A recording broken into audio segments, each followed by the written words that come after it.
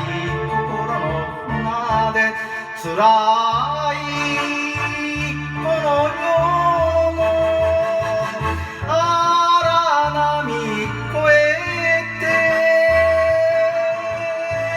どんとこになす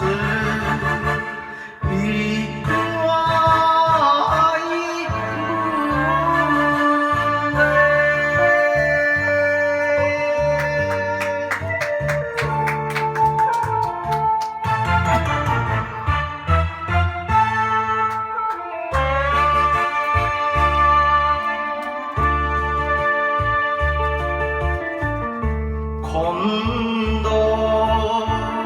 港に着くと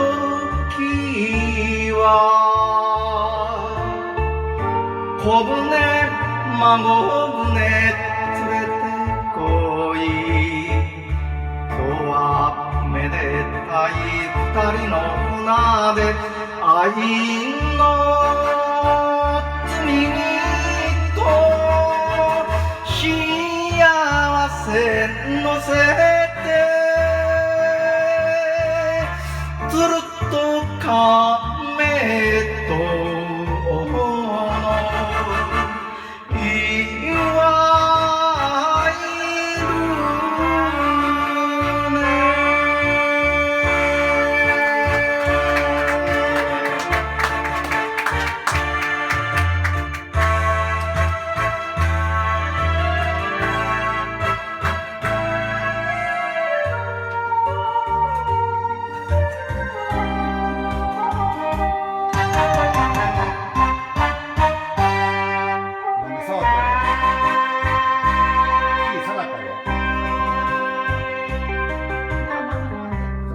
今は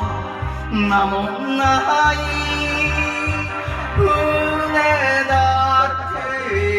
どいつか